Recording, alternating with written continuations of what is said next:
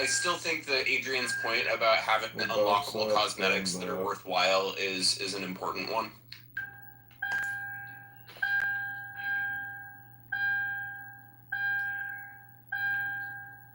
Yeah, exactly. When PoE2 launches, it's going to be free to play, actually. So if you want to have like early access, ironically enough, you're doing literal beta testing, you have to pay money. I think it's funny in a sense, but it's also clever. So if you want to be like, you want to have that super cool cosmetic, and you want to be like, have a supporter pack badge next to your shit, well, there you go, you have a supporter pack. And I'm like, okay, well, I like supporting something that sounds good to play, so I'm like, I'm going to do it.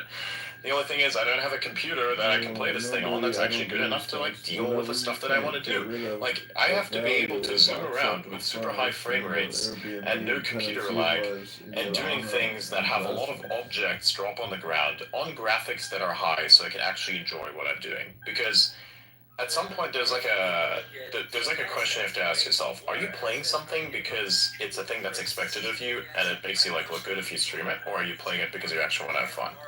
And when I look at something like Halo, with the computer that I have at the moment, I can play that thing and actually have fun. Like I can sit there and like I'm idling at about 100 150 frames and I'm having fun. And that's why I also decided to like buy the campaign and actually play that, because I was like, you know what, I have never played the campaign. There's some achievements I want to unlock, so I decided to get the campaign and do that as well, because I don't really care about the politics of the company behind that. And actually, as a matter of fact, if you look into how that game was developed, you'll really feel for the struggles that it took to create that game, especially that campaign, because they had like people working on 18-month contracts. They kept cycling them out so they didn't have to like pay them the benefits. It was so fucking retarded. Microsoft ass fucking company. You giga racist global fucking piece of shit corporation. Fuck you. I don't want to hear anything about your weird inclusivity if you're literally geographically racist. That's like a level of racist that I don't even think I've seen anywhere in the most racist circles of any app or any place on the fucking internet. You are really topping it. Like, I'm sorry, giga racist corporation. I was not familiar with your game of discrimination. You're fucking like literally just cooking everybody for no reason at all. And it's not even regions where you think, oh, these guys are going to create a lot of problems for you. Not even that. That I would understand. Like, if you wanted to limit, some, exactly what I'm talking about. If you wanted to limit some connections to some countries for some reason, it's like, I can understand that. I really do understand that. But purchase limitations? Huh? Why? I don't know. But they're like very greedy, and they throw a lot of money at everything because they realize that their relevancy is like at an almost end. That's why they have to like keep putting out new types of technology, because otherwise they're going to get cooked. And that's also why Microsoft is OpenAI, because if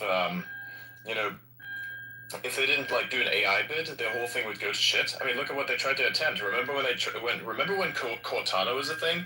You have the Halo IP and everything. You get to say, I have a little voice assistant. We're gonna call her Cortana. Ooh, sexy simulated boobs woman is gonna like answer your requests. Epic, amazing. It was a huge fucking like thing that everybody was anticipating. Then it came out, and it was just like this weird circle in the background there that really didn't do anything, and everybody was like just instantly deflated in their expectations. I definitely met expectations, of course.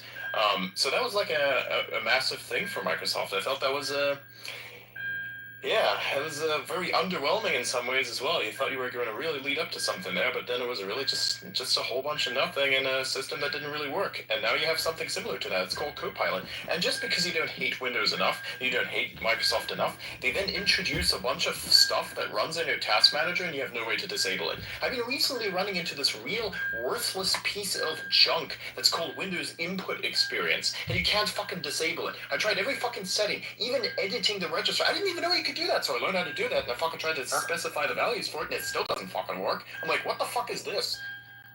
Right. So even editing the register, like, what am I going to do next? Delete it? I really am tempted to, but then come next update, it's going to be put back in again, or like whatever they're going to try and do. So it's like, the real problem was Microsoft and not the people behind the game. It's like the people behind the game that actually did the building part, they were fucking rinsed, my man. That shit was fucked up. Because like, imagine this, for instance, right? You get like, let's imagine that you get 5 years to work on this game. And you hire a bunch of people and you have like little 18-month contracts. Guess what's gonna happen? After 18 months, that motherfucker gets fired, so you don't have to pay the benefits, greedy piece of shit.